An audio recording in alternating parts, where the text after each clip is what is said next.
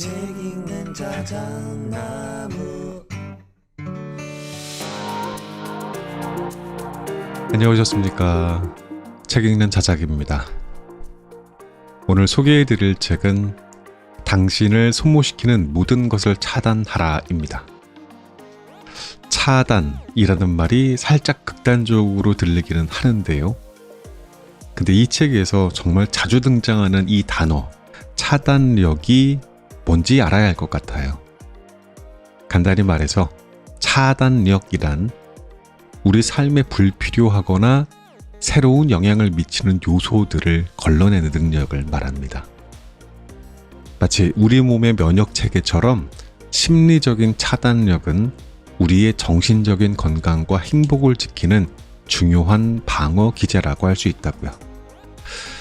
그렇다면 왜 우리에게 이런 차단력이 필요한 걸까요? 현대 사회에서 우리는 끊임없이 SNS, 미디어, 그리고 주변 사람들로부터 쏟아지는 정보와 자극에 노출되고 있습니다.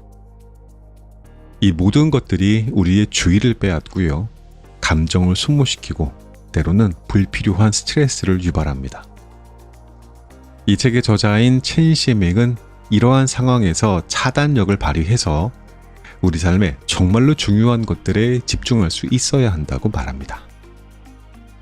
이 책은 이러한 차단력을 기르는 방법에 6가지 규칙과 34가지의 심리적인 처방을 제시합니다. 타인의 감정 오염을 차단하는 법, 외부와 타인의 인식을 차단하는 법, 비효율적인 활동을 차단하는 법 등을 상세하게 다루고 있습니다. 특히 이 책에서 강조하는 점이 3대7 법칙입니다.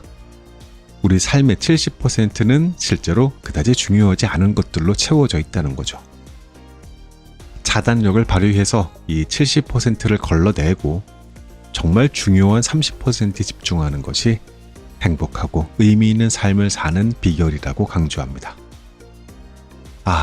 그렇다고 모든 것을 차단하자 이런 말은 아닙니다. 무엇이 불필요한 것인지 아는 것에서부터 출발하자고요. 그래서 그것들을 걸러내고 중요한 것들을 남겨 집중하자. 네, 그러한 지혜입니다. 만약에 여러분들이 타인의 기준에 휘둘리거나 끊임없는 정보의 홍수에 지쳐 있다면 이 책을 통해서 차단력을 기르는 방법을 배워보는 건 어떨까 싶습니다. 여러분의 소중한 인생에서 무엇을 차단하고 무엇에 집중할지 이 책을 통해 함께 고민해보는 시간을 가져보기를 바라면서 자작나무 숲길을 같이 걷겠습니다. 오늘도 끝까지 함께 해주십시오.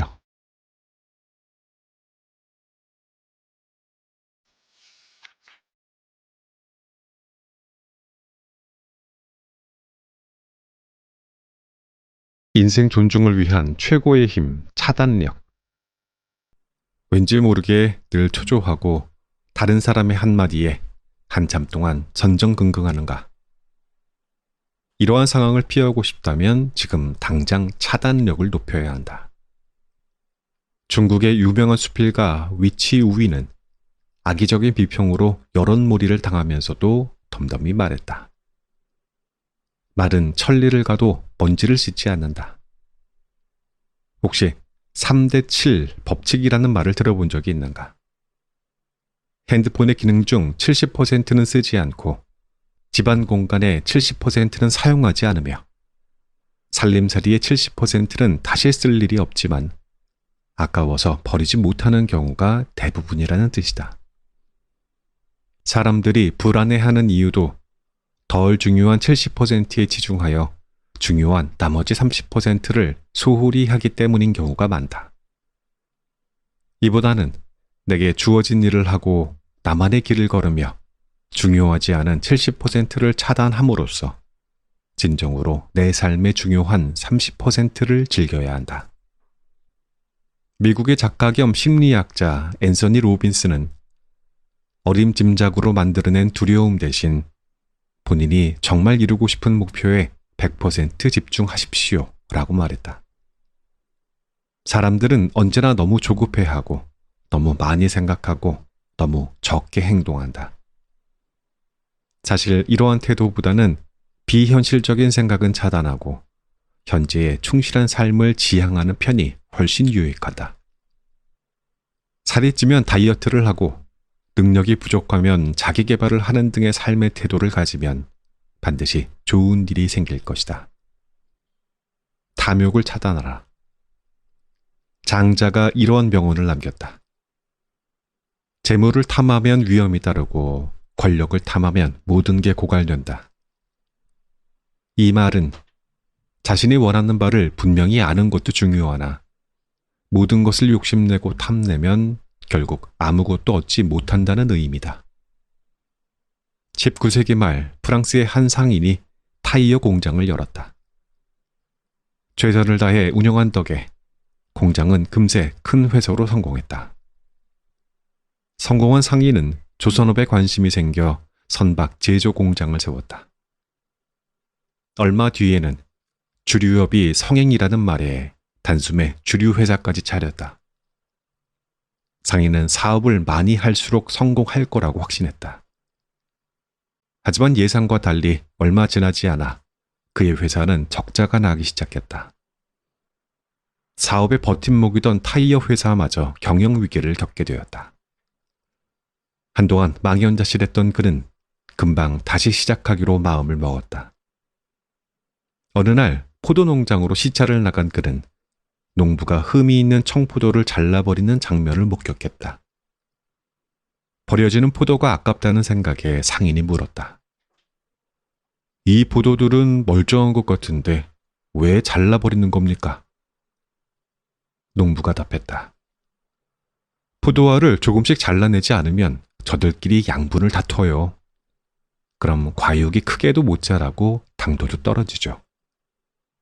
이렇게 조금 잘라줘야 남은 포도들이 더 잘 익고 맛도 좋아지는 법입니다. 농부의 설명을 들은 상인은 큰 깨달음을 얻었다.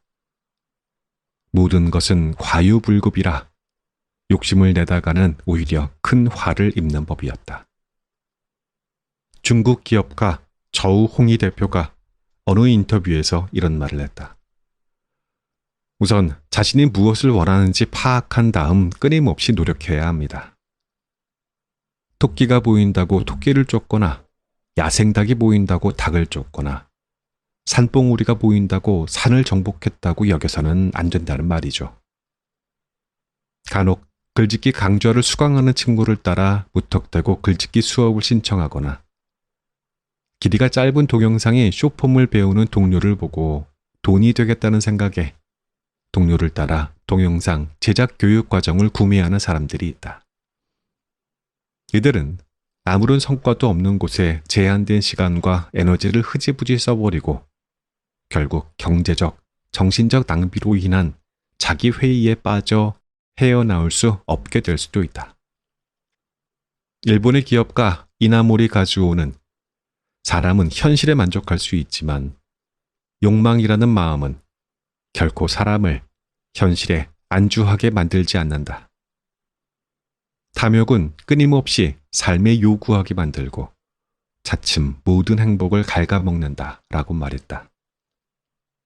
생각이 지나치게 많으면 불필요한 걱정이나 감정 소모로 이어질 수 있다. 걱정과 고민에 빠졌을 때에는 잠시 생각을 멈추고 하나의 목표를 선택하여 곧장 행동으로 옮기는 것이 중요하다. 단순함이 최고라는 말처럼 진정한 가치는 단순하지만 정제되어 있는 것에 있다. 그러한 의미에서 탐욕을 차단하는 것이 인생에 대한 최고의 선택일 것이다. 타인의 간섭을 차단하라. 급변하는 사회의 흐름에 휩쓸린 우리는 언제나 몸과 마음이 지쳐 있다. 그래서 삶을 바쁘게 살아가는 듯이 보여도 남들과의 맹목적인 비교에 쉽사리 삶의 방향을 잃어버리거나 다른 사람의 평가 한마디에 자신을 놓아버린다. 어떤 사람은 명품 옷을 입은 옆집 아이를 보고 내 아이가 좋아하는지는 상관없이 명품 옷을 사준다. 또 어떤 사람은 함께 자란 소꿉친구가 대도시에 집을 마련하자 아이들 교육 때문이라는 번지르르한 이유를 대며 대도시에 진입하려고 필사적으로 애를 쓴다. 정작 자기가 그곳에서의 생존 압박을 견딜 수 있는지는 고민하지 않은 채로 말이다. 또는 동료가 차를 바꾸면 내 차를 바꿔야 할 때인지 제대로 따져보지도 않고 어떻게든 이유를 만들어 차를 바꾸고야 마는 사람도 있다. 다른 사람의 생각으로 자신의 인생을 재단하지 않고 다른 사람이 이룬 성과에 자신의 인생을 대입하지 말아야 한다. 심리학에 과제 분리라는 이론이 있다. 성인이라면 타인의 과제와 자신의 과제를 분리할 줄 알아야 한다는 개념이다.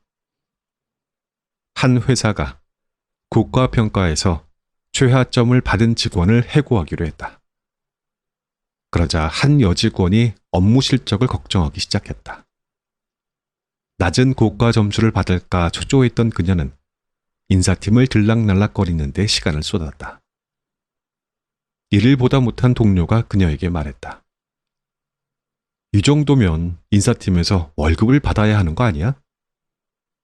인사팀 업무를 걱정하느라 정작 너의 업무는 하나도 못하고 있잖아. 어떠한 일이 누구의 과제인지를 판단하는 규칙은 단순하다. 누가 그 일의 결과를 책임지면 그 일은 그 사람의 과제인 것이다. 중국 작가 린위탕은 남들처럼 되겠다는 생각은 버리고 온전한 내가 되어 독립적으로 일어설 용기를 가져야 한다고 말했다.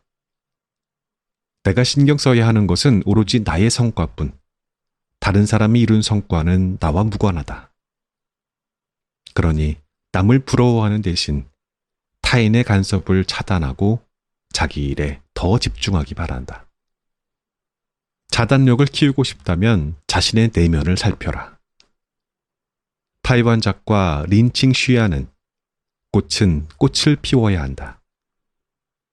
세상 사람들의 시선과 관계없이 꽃으로서의 엄숙한 사명을 완수하기 위해 꽃은 꽃을 피워야 한다라고 했다.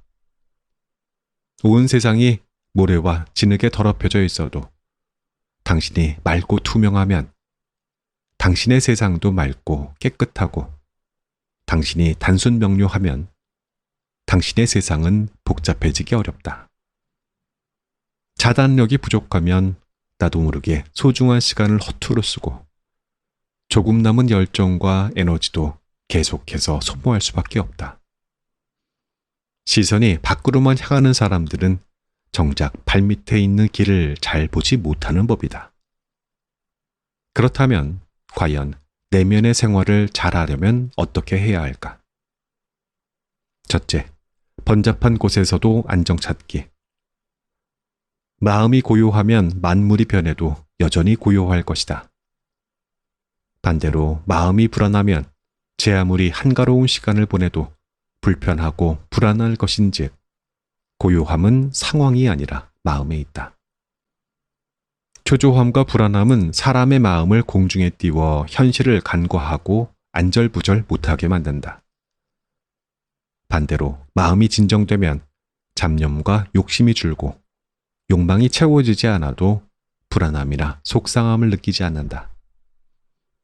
둘째, 감정 소모의 원인 차단하기. 무엇을 중단할지 결정할 때 인간은 성장한다. 사람들에게 가장 중요한 자원은 시간과 에너지이다. 따라서 시간과 에너지를 낭비하게 만드는 모든 일을 차단해야 한다. 불안을 야기하는 뉴스를 차단하고 불필요하고 쓸모없는 모든 SNS 앱을 삭제하는 등의 방식으로 내게 필요한 집중력을 최대한 확보하자. 관심을 끄는 일이 생겨도 그 일이 나의 성장에 유익한지부터 자문해 본 다음 유익하지 않다면 과감하게 차단하기 바란다. 셋째, 자기 개발에 중점 두기. 미국의 관리학자 로렌스 피터가 제시한 나무통 효과가 있다. 이는 나무통 하나에 얼마만큼의 물을 담을 수 있는지 정하는 것은 가장 긴 나무 토막이 아닌 가장 짧은 나무 토막이라는 것이다. 결국 장점보다는 단점을 보완하는 것이 중요하다는 이론이다. 무의미한 사교 활동과 노력, 그리고 정보를 차단해야 단점을 찾아 개선할 시간을 확보할 수 있다. 우리 스스로 빛을 내면 뜻밖의 기회가 찾아온다. 높은 에너지를 가진 사람들은 자신에게 가장 중요한 일에 에너지와 시간을 투입하는 방법을 잘 알고 있다. 그들은 쓸모없는 정보, 과도한 생각, 타인의 간섭, 불쾌한 말들은 과감히 차단하고 남에게 잘 보이려 애쓰기보다 자기 자신을 만족시키기 위해 노력한다. 타인에게 과도한 관심을 가지는 사람은 자신의 인생을 쉬이 잃어버린다. 또한 나를 좀먹는 사람과 일에 얽힐수록 인생은 낭비된다. 이러한 상황에서 차단력은 당신이 발휘할 수 있는 최상의 능력이 될 것이다.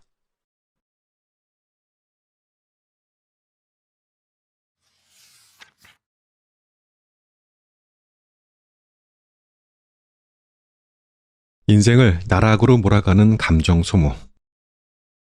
메신저 회신에 느려졌어. 그 이가 이제 나를 싫어하는 거 아닐까? 상사한테 실수로 뭐뭐 님이 아니라 너라고 했어. 나를 버릇없는 사람이라고 생각하지 않을까? 이 정도 일도 제대로 못한다니 나는 루저가 확실해. 사람들 대부분은 매일같이 다양한 내적 갈등과 끊임없는 자아 충돌, 그리고 끝이 없는 정신적인 감정 소모를 겪는다. 심리학에서 감정 소모에 대한 설명은 이렇다. 사람들은 자아를 관리할 때 심리적 자원을 소모한다. 그 자원이 부족해지면 내적 소모 상태에 놓일 수 있는데, 이러한 상태가 장기간 지속되면 극심한 피로감을 느끼게 된다. 많은 이들이 이러한 정신적인 괴로움 때문에 일과 삶에서 발전도 이루지 못하고 자각도 하지 못한 채 자신의 내적 울타리에 갇혀 인생을 허비한다. 학창시절 나에게는 공부의 신이라고 불리는 절친이 있었다. 분명 명문대에 입학할 수 있는 실력이었지만 웬일인지 그녀는 전문대에 겨우 합격했다. 그러한 그녀가 자신이 겪었던 일을 들려주었다. 중학생 시절 그녀는 1등을 놓친 적이 없는 명실상부한 공부의 신이었다. 그녀는 부러움이 가득 찬 친구들의 시선과 선생님들의 계속되는 칭찬이 선사하는 우월감을 즐겼다. 하지만 고등학교에 입학하자 더 큰 세상이 펼쳐졌고 뛰어난 학생들 사이에서 그녀는 더 이상 눈에 띄지 않았다. 그녀는 처음으로 선생님들이 생각하는 자신의 순위를 걱정하며 시시각각 선생님들이 자신에게 얼마나 관심을 가지는지에 촉각을 곤두세우기 시작했다. 수업 시간이 되면 선생님이 자신을 호명하지 않을까봐 두려워했고, 그래서 선생님의 예쁨을 못 받을까봐 불안했다. 걱정에 사로잡힌 그녀는 깊은 수렁에 빠졌다. 점점 수업에 집중할 수 없었고 성적은 바닥을 치기 시작했다. 선생님들의 관심을 받지 못하자 성적은 참혹한 수준으로 떨어졌다. 깊은 밤이 되면 그녀는 침대에 얼굴을 파묻고 조용히 눈물을 흘렸다. 한동안 괴로운 시간을 보낸 그녀는 공상을 하며 내면의 감정을 위로했다. 원래의 성적을 회복하고 다시 선생님의 칭찬을 받는 상상 속 장면이 머릿속을 가득 채웠다. 그렇게 걱정과 공상 사이를 헤매고 다녔으니 당연히 성적은 오르지 않았고 그녀는 결국 전문대에 만족해야 했다. 모든 이성과 에너지가 내면의 감정에 점령당해 공부에 쏟아야 할 집중력이 모조리 소진되고 만 것이다. 비현실적인 공상은 깊은 늪에 빠져 허우적대는 그녀를 구원해주지 못했다. 세상 모든 것에는 원인과 결과가 있다. 상상 속 세계에서의 헛된 투쟁은 오직 고통만을 더할 뿐 영원히 현실 속 결과를 바꾸지 못한다. 본인이 가진 에너지의 80%를 감정 소모에 사용하고 나머지 20%로 제대로 된 삶을 살려면 당연히 힘들 수밖에 없다. 그러니 감정 소모를 멈추고 중요한 일에 목표를 두자. 한 걸음 발자국을 남기다 보면 어느새 걱정이 사라지는 놀라운 경험을 하게 될 것이다. 첫째, 자신에게로 시선을 돌려라. 어느 날 한 사이트에 올라온 질문을 보았다. 다른 사람의 시선을 받는다는 건 어떤 느낌일까? 그리고 눈에 띄는 답변을 발견했다. 다른 사람이 아닌 너 자신에게 시선을 둬. 인생이 점점 즐거워질 거야. 그렇다. 현실 세계에는 타인의 시선 속에 사는 것이 익숙해진 나머지 자신을 그 속에 가둬버리는 사람들이 너무나 많다. 반면 절대 자신의 인생이 다른 사람의 시선이나 언어에 결정되게끔 내버려 두지 않고 운명을 손에 꼭 쥐고 있는 사람도 있다. 배우 자오리잉은 성공 강연이라는 강연 프로그램에서 자신을 부정 가운데 성장한 배우라고 소개했다. 11년째 배우로 활동 중인 그녀는 초반 7년 동안은 줄곧 조연 역할만 맡았다. 7년이라는 긴 시간 동안 그녀는 얼굴이 동그란 배우는 주연을 할 수 없다는 등 끊임없이 자신을 부정하는 말을 들어야 했다. 그런데도 그녀는 다른 사람의 말에 흔들리지 않았다. 배우의 가치를 얼굴형만으로 평가할 수 없다고 확신했기 때문이다. 그녀는 묵묵히 맡은 배역의 캐릭터에 공을 들이며 기회를 기다렸다. 1년 365일 중 300일 이상을 현장에서 보내며 자신만의 길을 걸어온 그녀는 노력은 배신하지 않는다라는 말을 증명이라도 하듯 대중에게 가장 사랑받는 톱 여배우가 되었다.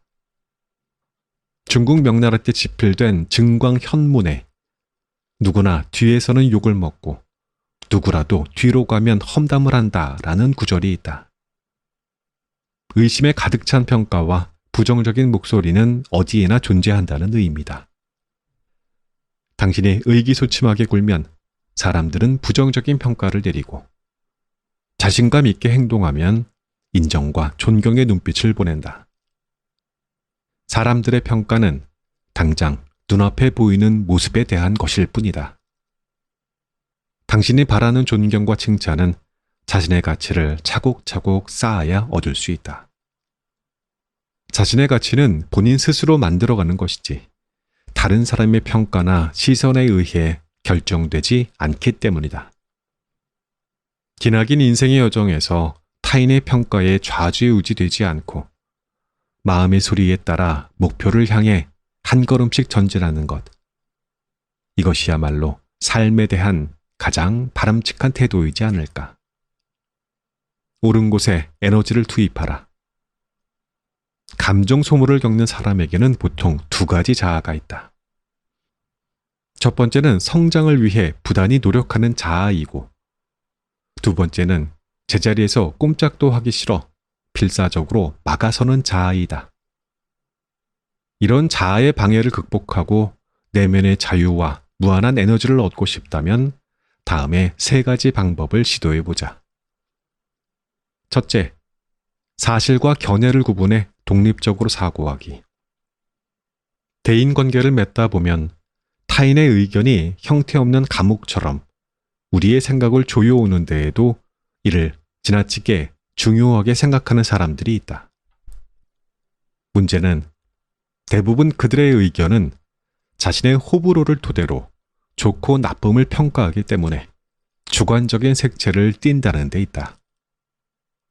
그러니 다른 사람의 판단과 견해는 사실이 아닐 때가 많고 공정성과 객관성이 결여된 경우도 적지 않다. 따라서 타인의 평가를 받으면 오해의 소지가 없도록 넓은 시각으로 의견과 사실을 구분하는 법을 배워야 한다. 상대방의 말이 사실이라면 그 의견을 겸허히 받아들여 부족한 점을 고치고 부족한 점이 없다면 자신을 더 격려하면 된다. 그래야 외부의 소리에도 흔들림 없이 자기 개발에 에너지를 쏟고 사업적인 성취를 위해 더 큰 역량을 발휘할 수 있다. 둘째, 실행력 높은 행동으로 걱정 타파하기.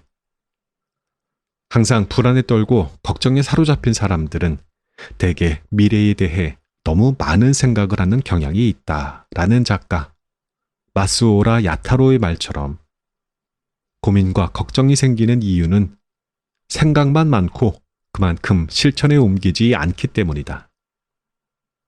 아직 시작도 안 한 상태에서 앞으로 여정이 험난할 거라고 걱정하고 난관을 극복하지 못할 거라며 지레 겁을 먹으면 아무리 고민해봤자 아무것도 이룰 수 없다. 행동에 옮기지 않으면 당신이 부딪힐 모든 좌절, 어두움과 실패는 모두 망상에 불과할 뿐 직접 행동해야만 실질적으로 유의미한 피드백을 얻을 수 있다. 이 과정에서 문제가 생기면 개선하면 되고 장애에 부딪히면 뛰어넘으면 된다. 그러다 보면 처음 시작할 때의 두려움과 걱정은 어느새 만족감으로 대체되고 예전에는 없었던 자신감과 용기가 자라난다. 점차 다른 사람과 격차가 벌어지면서 당신이 바라던 미래도 조금씩 가까워질 것이다. 셋째, 자신을 받아들이는 용기로 두려움에 맞서기. 자신의 모습이 완벽하기만을 고집하며 평생 평범한 자신을 받아들이지 못하는 사람들이 많다. 운명은 공평해서 문을 하나 닫으면 반드시 다른 문을 열어준다. 다만 자신을 받아들일 줄 알아야만 본인에게 열린 문을 찾을 수 있다. 자신을 받아들인다는 것은 자아와 타협하여 운명 앞에 무릎을 꿇으라는 말이 아니다. 내려놓음을 통해 자신의 불안정한 모습을 인정해야 한다는 의미다. 부족한 자신의 모습을 그대로 받아들여 오래 곪은 마음의 상처를 과감히 드러내고 무의미한 일에 시간과 에너지를 소모하는 일을 단호히 차단하자. 그래야 더 많은 가능성을 발견하고 새로운 인생의 문을 열 수 있다. 심리학자 우주홍이 이런 말을 했다. 우리의 생각은 손오공처럼 공중제비 한 번에 10만 8천 리를 뛰어넘을 수 있지만 우리의 몸은 삼장법사처럼 한 걸음씩 땅에 발을 내디뎌야 서천에 도착할 수 있다. 걱정이나 근심 또는 감정 소모에 빠지면 에너지가 조금씩 고갈되고 행동력에 문제가 생긴다. 우리의 가장 큰 적은 사실 내면에 있다. 정신적인 감정 소모에 사로잡힌 내면은 꽃빛 불린 야생마처럼 우리의 마음을 불안하게 만든다. 고민과 걱정에 너무 많은 시간과 에너지를 쏟지 않기. 이것이야말로 성인에게 필요한 가장 큰 자제력이 아닐까. 우리 내면의 고통에 대한 유일한 창조자이자 종결자는 언제나 우리 자신이다. 그러니 감정 소모를 줄이고 즐거움과 조화로움을 누리며 당신이 주인이 되는 인생을 살기를 바란다.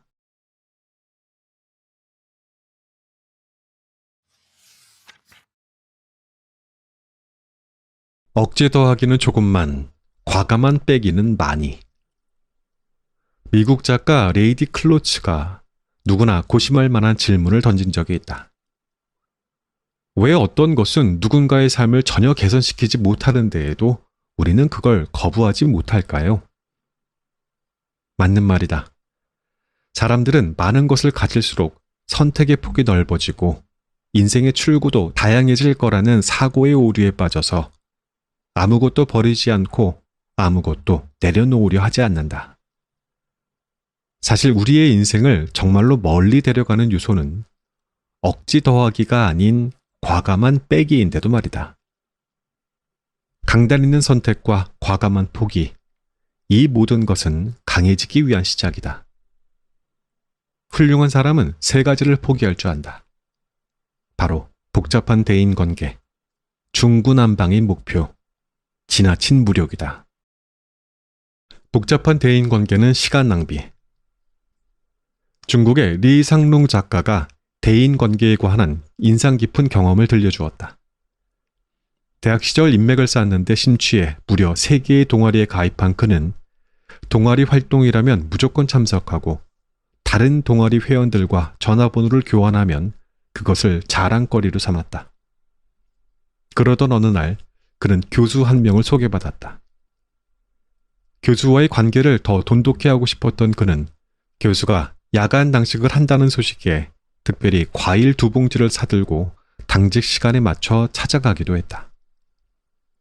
얼마 뒤 공산당 입당 신청서를 작성하던 리상롱은 부푼 기대를 안고 교수에게 도움을 청했다. 하지만 그에게 돌아온 건 냉정한 한마디뿐이었다. 시간이 없네. 몇 년이 지나 어느 깊은 밤 교수가 된 리상롱에게 그때 그 교수의 전화가 걸려왔다. 교수는 간단한 안부를 물은 뒤에 본론을 꺼냈다.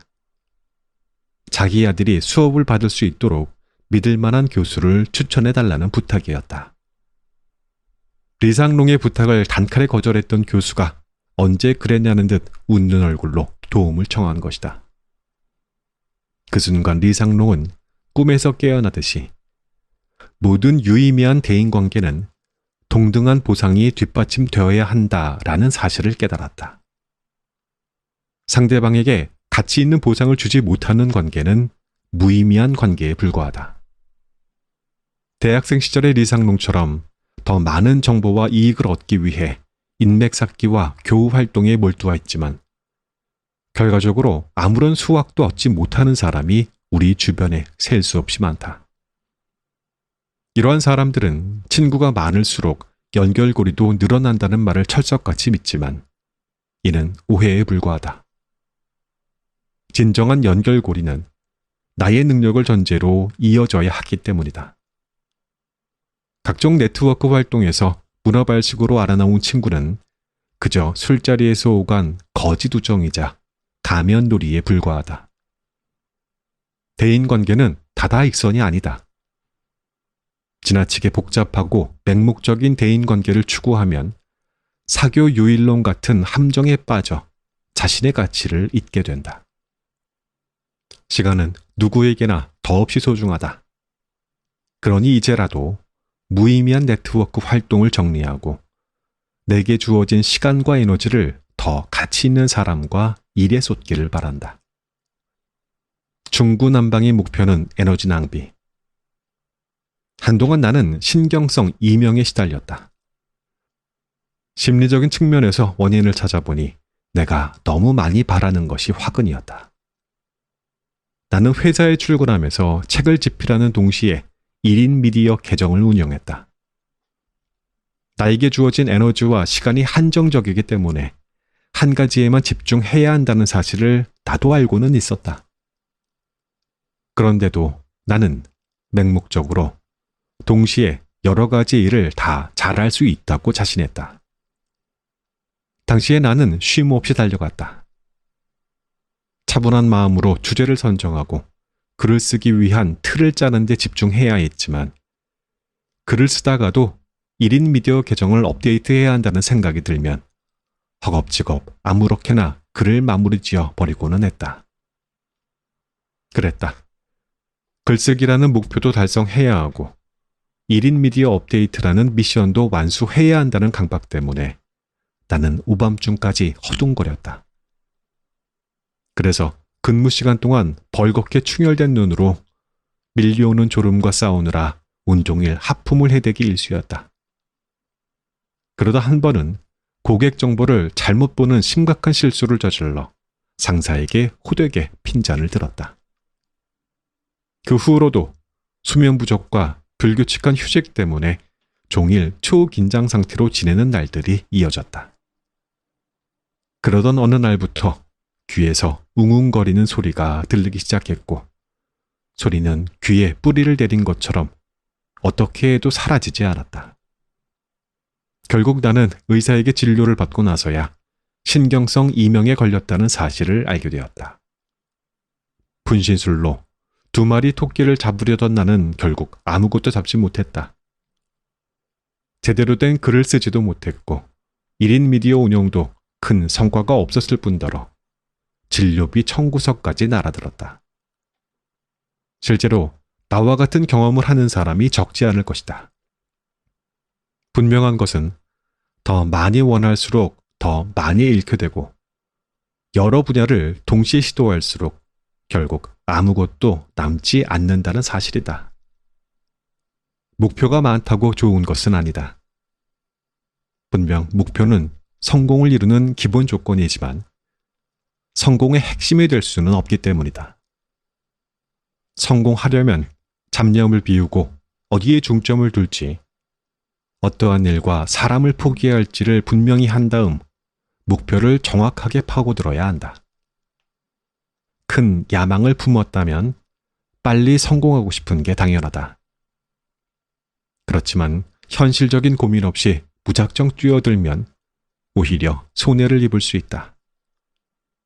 첫 술에 배부르랴라는 말처럼 목표를 간결하게 만드는 방법을 모르는 채 무리하면 결국 더 큰 대가를 치르게 된다.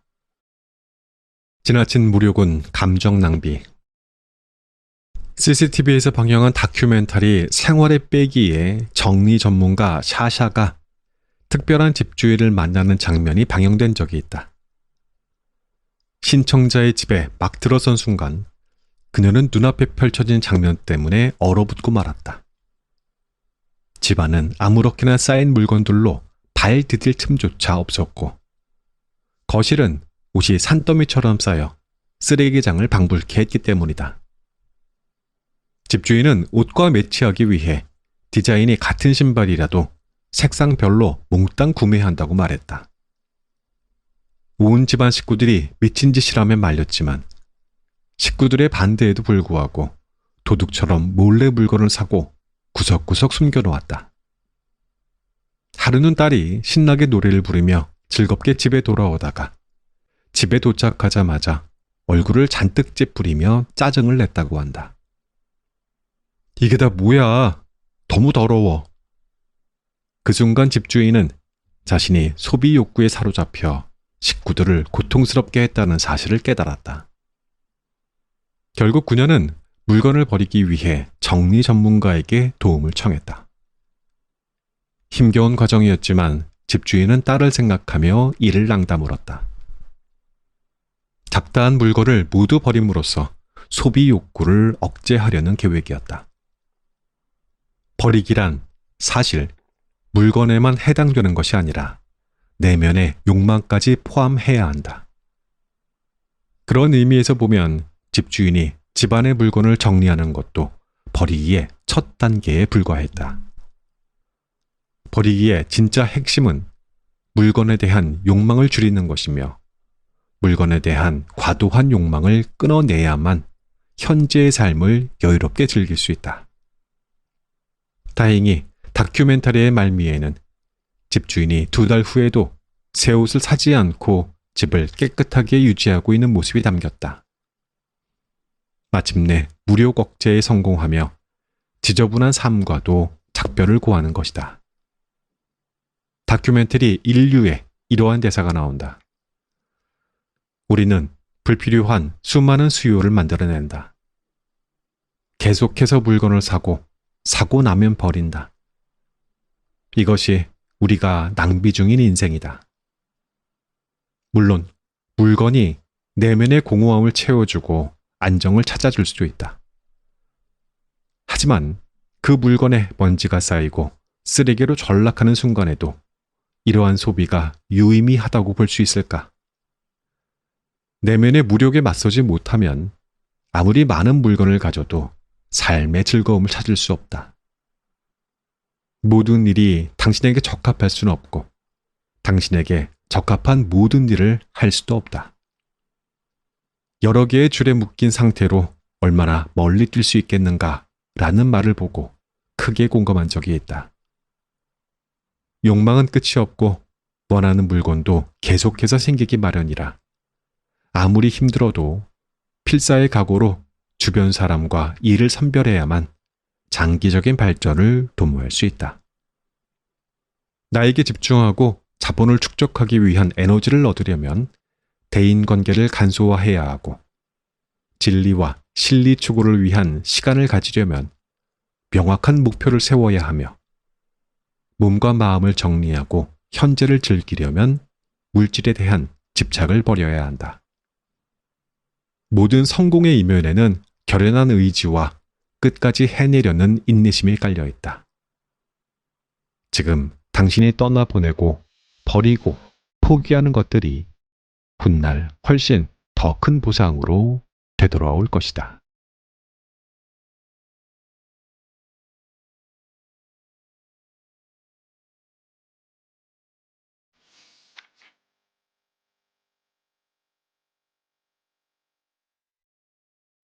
이 책의 낭독은 여기까지 할게요.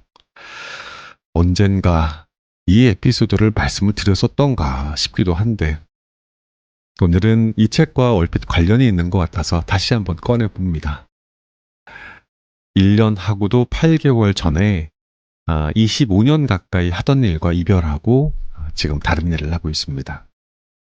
문제는 휴대폰이라는 것을 가져본 이후로 왜 어떻게든 휴대폰과 전화번호가 바뀔 때마다 예전 연락처를 새 휴대폰이나 새 번호로 모두 이동을 시키곤 하잖아요. 다들 그렇게 하시죠? 휴대폰이랑 전화번호는 바뀌어도 예전 연락처는 계속 가지고 오잖아요. 혹시나 인수인계할 일이 있을지 몰라서 약 1년간 예전의 휴대번호와 연락처를 이번에도 유지하고 있었습니다. 1년 후에 큰 결심을 합니다. 휴대번호를 바꿨어요. 그리고 뭔가 큰 결심을 하고 싶어졌어요. 안에 들어있던 연락처를 모두 삭제해버린 겁니다. 물론 구글 드라이브에 제 구글 연락처라고 해서 백업은 되어 있는데 일단은 제 휴대폰에는 전혀 아무것도 없는 상태였어요. 진짜 꼭 필요한 사람만 하나씩 옮겨 적는다라는 기준을 세웠고 옮겨봤는데 어이가 없어서 웃을 수조차 없었습니다. 제가 그동안 가지고 있던 휴대번호 연락처가 무려 한 2,000명, 정확히 보면 2,069명이었어요. 이 연락처에서 꼭 필요한 사람만 새 휴대폰에 저장을 하니 몇 명이 남았을까요? 12명이었어요. 12명. 여기에서 가족들을 빼면 또 몇 명이나 있었겠습니까?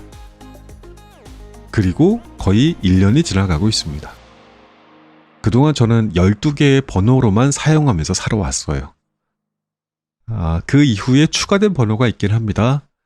택배 기사님들, 아파트 관리실 같은 딱 한 번 예전에 구글 주소록에서 꼭 필요한 한 사람의 전화번호를 찾아봤던 기억은 있네요.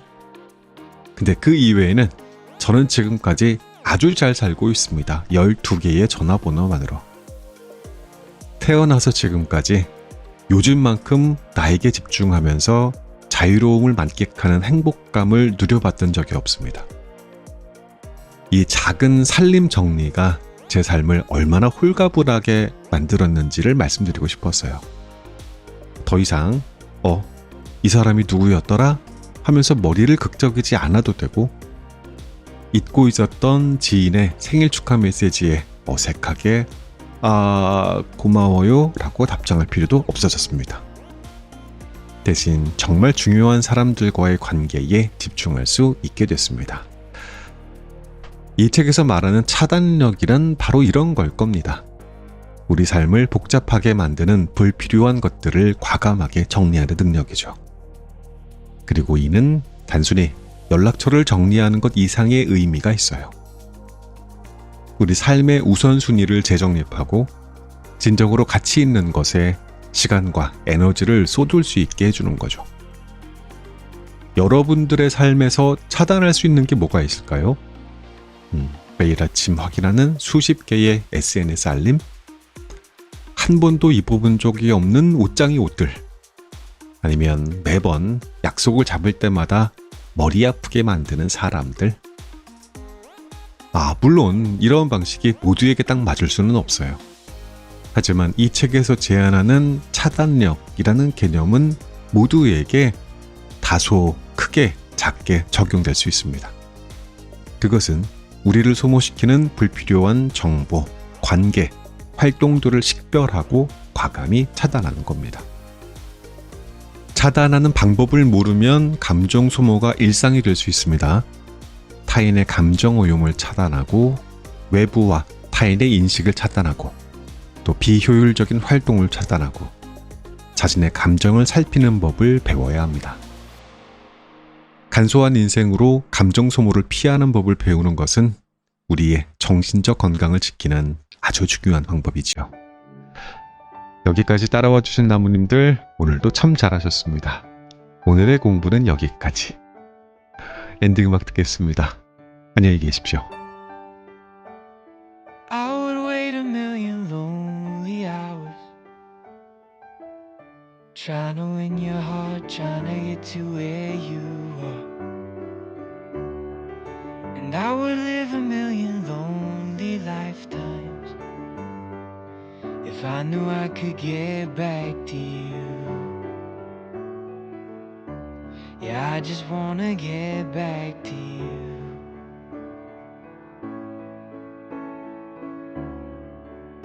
May take some time, I don't wanna find no one but you in my arms. If it's a test, I'm doing my best, but it gets hard being without you, being without you.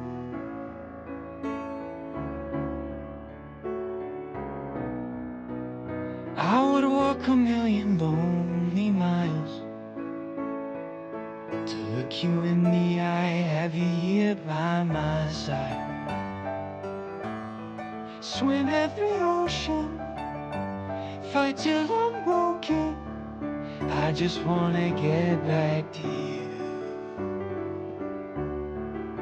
Yeah, I just wanna get back to you.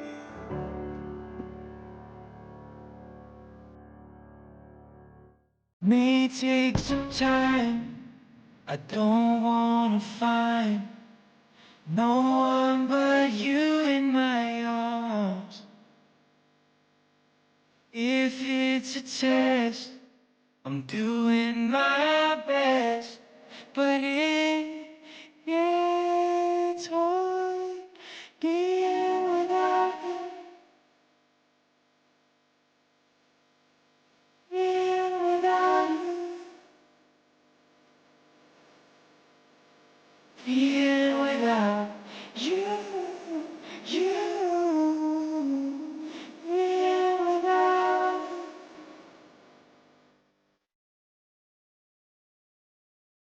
One day the sun's gonna shine down, dry every tear that we've cried, calm every fear on my mind now, until I find I'm not without you, I'm not without you, I'm not without you, you, I'm not without you, I'm not